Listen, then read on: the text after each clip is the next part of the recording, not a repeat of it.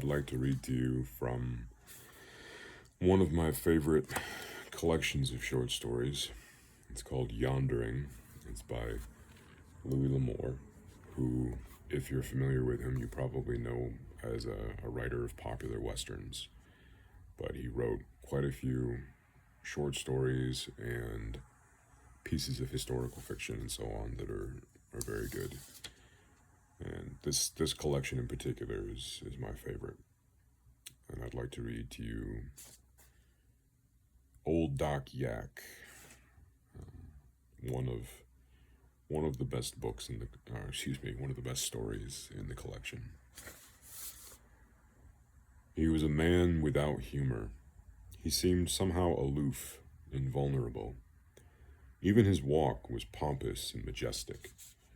He strode with the step of kings and spoke with the voice of an oracle, entirely unaware that his whole being was faintly ludicrous, that those about him were always suspended between laughter and amazed respect. Someone began calling him Old Doc Yak for no apparent reason, and the name stayed with him. He was a large man, rather portly, wearing a constantly grave expression and given to a pompous manner of speech. His most simple remark was uttered with a sense of earth-shaking import, and a listener invariably held his breath in sheer suspense as he began to speak, only to suffer that sense of frustration one feels when an expected explosion fails to materialize. His conversation was a garden of the Baroque, in which biological and geological terms flowered in the most unexpected places. Jim commented once that someone must have thrown a dictionary at him, and he got all the words, but none of the definitions. We listened in amused astonishment as he would stand, head slightly tilted to one side, an open palm aslant his rather generous stomach, which he would pat affectionately as though in amused approbation of his remarks. Those were harsh, bitter days. The waterfronts were alive with seamen, all hunting ships. Forgive the traffic, but one theme predominated in all our conversations, in all our thoughts, perhaps even in the very pulsing of our blood: how to get by. No normal brain housed in a warm and sheltered body could possibly conceive of the devious and doubtful schemes contrived to keep soul and body together. Hunger sharpens the wits and renders less effective the moral creeds and codes by which we guide our law-abiding lives.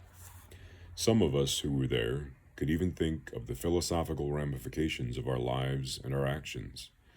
The narrow line that divides the average young man or woman from stealing, begging, or prostitution is one that has little to do with religion or ethics, but only such simple animal necessities as food and shelter. We had been talking of that when old Doc Yak ventured his one remark. "I think," he said, pausing portentously, "that any man who will beg, who will so demean himself as to ask for food upon the streets, will stoop to any abomination, no matter how low." He arose, and with a finality that permitted of no reply, turned his back and walked away.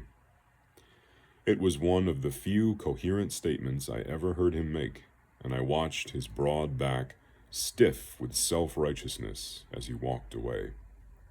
I watched, as suddenly speechless as the others. There was probably not a man present who had not at some time panhandled on the streets. They were a rough, free-handed lot, men who gave willingly when they had it, and did not hesitate to ask when in need. All were men who worked, who performed the rough, hard, dangerous work of the world. Yet they were men without words, and no reply came to their lips to answer that broad back, or the bitter finality of that remark. In their hearts they felt him wrong, for they were sincere men, if not eloquent. Often, after that, I saw him on the streets, always stiff and straight. He never unbent so far as to speak, never appeared even to notice my passing.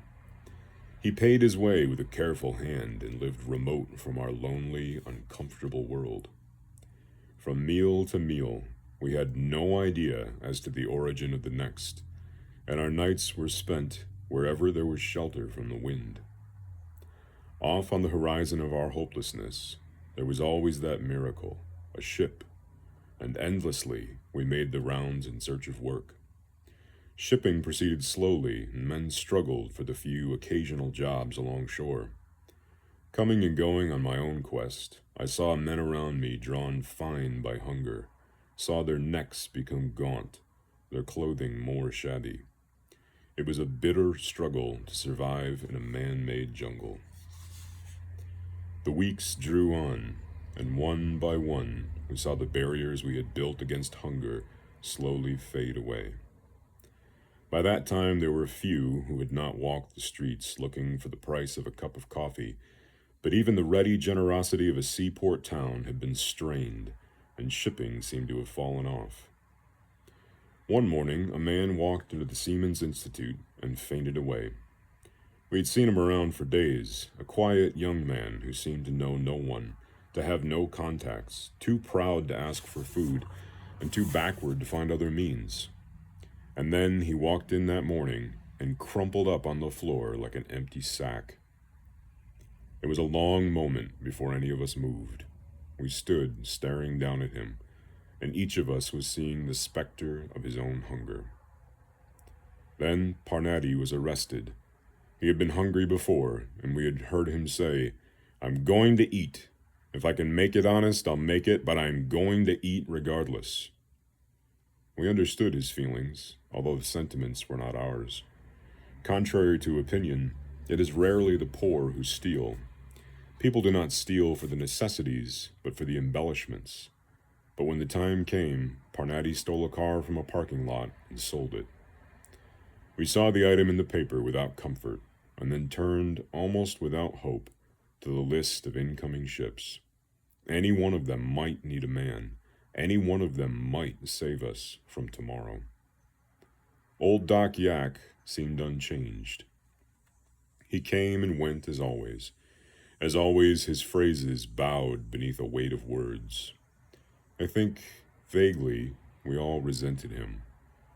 He was so obviously not a man of the sea, so obviously not one of us. I believe he had been a steward, but stewards were rarely popular in the old days on the merchant ships. Belly robbers, they called them. Glancing over the paper one afternoon, searching for a ship that might need men, I looked up accidentally, just in time to see old Doc Yak passing a hand over his face. The hand trembled. For the first time, I really saw him. Many times in the past few days we had passed each other on the street, each on his way to survival. Often we had sat in the main room at the Institute, but I had paid little attention. Now, suddenly, I was aware of the change. His vest hung a little slack, and the lines in his face were deeper. For the moment, even his pompous manner had vanished. He looked old and tired. In the ugly jungle of the waterfront, the brawl for existence left little time for thinking of anything except the immediate and ever-present need for shelter and food for the body. Old Doc Yak had been nothing more than another bit of waterfront jetsam, discarded from the whirl of living into the lazy maelstrom of those along shore. Now, again, as on that other night, he became an individual, and probably for the first time, I saw the man as he was, and as he must have seen himself. Tipped back against the wall, feeling the tightness of my leather jacket across my shoulders, I rubbed the stubble on my unshaved chin and wondered about him. I guess each of us has an illusion about himself. Somewhere inside of himself, he has a picture of himself he believes is true. I guess it was that way with Doc. Aloof from those of us who lived around him, he existed in a world of his own creation, a world in which he had importance, a world in which he was somebody. Now, backed into a corner by economic necessity, He was a little puzzled and a little helpless. Some of us had rented a shack. Excuse me. Some of us had rented a shack. For $6 a month, we had shelter from the wind and rain, a little chipped crockery, a stove, and a bed. There was a cot in the corner where I slept, and somebody had rustled an old mattress that was stretched out on the deck, floor, I should say. For a dime, or perhaps 3 nickels, if he was good for them, a man could share the bed with 3 or 4 others. For a nickel, a man got an armful of old newspapers with which he could roll up on the floor. And with the money gathered in such a way, we paid another month's rent. It wasn't much, but it was a corner away from the wind, a place of warmth and a retreat from the stares of the police and the more favored. Such a place was needed, and never did men return home with more thankfulness than we returned to that shack on its muddy hillside. Men came and went in the remaining weeks of our stay, the strange, drifting motley of the waterfront, men good, bad, and indifferent. Men were there who knew the ports and rivers of 100 countries, men who knew every sidetrack from Hoboken to Seattle. And then one night, old Doc Yak walked up the path to the door. There was rain that night, a cold, miserable rain, and a wind that blew it against our thin walls. It was just after 10 when the knock came at the door, and when Copper opened it. Old Doc walked in. For a moment his small blue eyes blinked against the light, and then he looked about, a slow distaste growing on his face. There was a sailor's neatness about the place, but it was crude and not at all attractive. He looked tired, and some of his own neatness was lacking. He might have been 55, but he looked older then, yet his eyes were still remote, unseeing of us, who were the dregs. He looked around again, and we saw his hesitation, sensed the defeat that must have brought him at last to this place. But our shack was warm. "I would like," he said ponderously, "a place to sleep." "Sure," I said, getting up from the rickety chair I'd tipped against the wall. "There's room in the double bed for one more. It'll cost you a dime." "You mean," he asked abruptly, and he actually looked at me, "that I must share a bed?" "Sorry, this isn't the Biltmore. You'll have to share with Copper and Red." He was on the verge of leaving when a blast of wind and a blown rain struck the side of the house, sliding around under the eaves and whining like a wet saw. For an instant, he seemed to be weighing the night, the rain and the cold against the warmth of the shack. Then he opened his old-fashioned purse and lifted a dime from its depths. I say lifted, and so it seemed. Physical effort was needed to get that dime into my hand, and his fingers released it reluctantly. It was obviously the last of his carefully hoarded supply. Then he walked heavily into the other room and lay down on the bed. It was the first time I had ever seen him lie down, and all his poise seemed suddenly to evaporate. His stiff-necked righteousness seemed to wilt, and all his ponderous posturing with words became empty and pitiful. Lying on the bed, with the rain pounding on the roof, he was only an old man, strangely alone. Sitting in the next room with fire crackling in the stove and the rattling of rain on the windows, I thought about him. Youth and good jobs were behind him, and he was facing a question to which all the ostentatious vacuity, that's a tough one, of his words gave no reply. The colossal edifice he had built with high-sounding words, the barriers he had attempted to erect between himself and his doubt of himself, were crumbling. I put another stick in the stove, watched the fire lick the dampness from its face, and listened to rain beating against the walls and the labored breathing of the man on the bed. In the washroom of the Seamen's Institute, weeks before, we had watched him shave. It had been a ritual lacking only incense. The glittering articles from his shaving kit, these had been blocks in the walls of his self-esteem.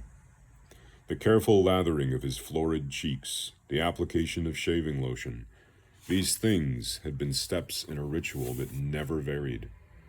We who were disciples of Gillette and dull blades watched him with something approaching reverence and went away to marvel. Knowing what must have happened in the intervening weeks, I could see him going to the pawn shop with first one and then another of his prized possessions, removing bit by bit the material things, those glittering silver pieces that shored up his self-vision. Each time his purse would be replenished for a day or two, and as each article passed over the counter into that great maw from which nothing ever returns, I could see some particle of his dignity slipping away. He was a capitalist without capital, a conqueror without conquests, a vocabulary without expression.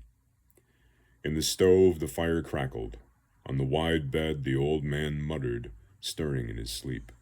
It was very late. He did not come again. Several times the following night I walked to the door, almost hoping to see his broad bulk as it labored up the hill. Even Copper looked uneasily out of the window, and Slim took a later walk than usual. We were a group that was closely knit, and though he had not belonged, he had for one brief night been one of us, and when he did not return, we were uneasy. It was after 12 before Slim turned in. It had been another wet night, and he was tired. He stopped by my chair where I sat reading a magazine. "Listen," he said, flushing a little. "If he comes in, old Doc, I mean, I'll pay if he ain't got the dime. He ain't such a bad guy." "Sure," I said. "Okay." He didn't come. The wind whined and snarled around the corners of the house, and we heard the tires of a car whine on the wet pavement below. It is a terrible thing to see a man's belief in himself crumble, for when one loses faith in one's own illusion, there is nothing left. Even Slim understood that. It was almost daybreak before I fell asleep. Several nights drifted by. There was food to get, and the rent was coming due. We were counting each dime, for we had not yet made the $6. There was still a gap, a breach in our wall that we might not fill, and outside was the night, the rain, and the cold. The Richfield, a standard tanker, was due in. I had a shipmate aboard her, and when she came up the channel, I was waiting on the dock. They might need an AB. They didn't. It was a couple of hours later when I climbed the hill toward the shack. I didn't often go that way, but this time it was closer, and I was worried. The night before, I'd left the money for the rent in a thick white cup on the cupboard shelf, and right then murder could be done for $5. Accidentally, I glanced in the window, then I stopped. Old Doc Yak was standing by the cupboard, holding the white cup in his hands. As I watched, he dipped his fingers in and drew out some of our carefully gleaned nickels, dimes, and quarters. Then he stood there, letting those shiny metal discs trickle through his thick fingers and back into the cup. Then he dipped his fingers again, and I stood there, holding my breath. A step or two and I could have stopped him, but I stood there, gripped by his indecision, half guessing what was happening inside him. Here was money. Here, for a little while, was food, a room, a day or two of comfort.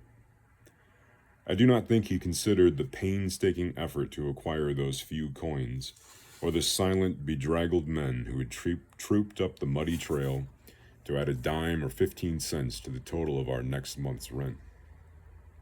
What hunger had driven him back, I knew. What helplessness and humiliation waited in the streets below, I also knew. Slowly, one by one, the coins dribbled back into the cup. The cup was returned to the shelf, and old Doc Yak turned and walked from the door. For one moment he paused, his face strangely gray and old, staring out across the bleak, rain-washed roofs toward the gray waters of the channel and Terminal Island just beyond. Then he walked away, and I waited until he was out of sight before I went inside, and I, who had seen so much of weariness and defeat, hesitated before I took down the cup.